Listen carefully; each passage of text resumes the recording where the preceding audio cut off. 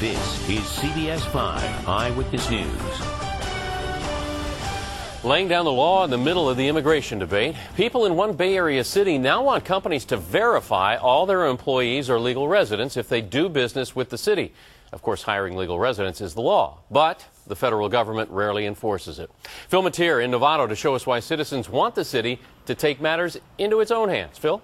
That's right. You don't usually think of Novato as a hot spot for politics, but it is a flashpoint possibly for this key issue of immigration and workers here. And the city council may not be happy, but that's a fact as of last night. Here's the story.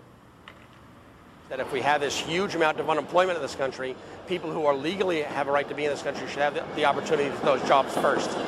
And that's why this Novato native and his friends went out and collected more than enough signatures for a November ballot measure that would make it a law in Novato for contractors doing business with the city to use the new federal E-Verify system to make sure that each and every one of their new workers were here legally.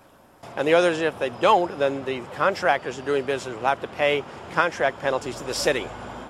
What makes you think there's illegal people working for the city of Novato? We don't have that information. That's one of the things that this will do. Immigration politics aside, one question is how much it would cost to enforce and who would do it, cops or clerks?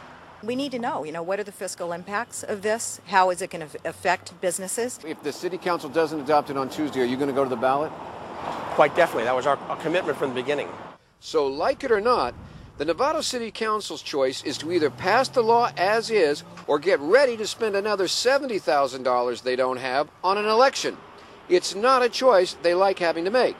Really, this is a federal issue, and it's really upsetting that the feds haven't done their job.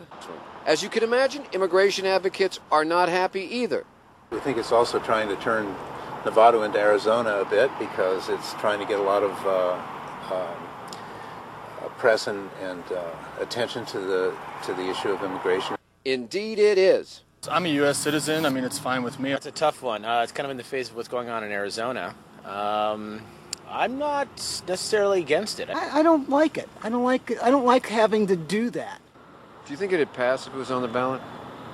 I truly don't know. But that is the big question, and one that the city council is going to have to grapple with in the coming weeks.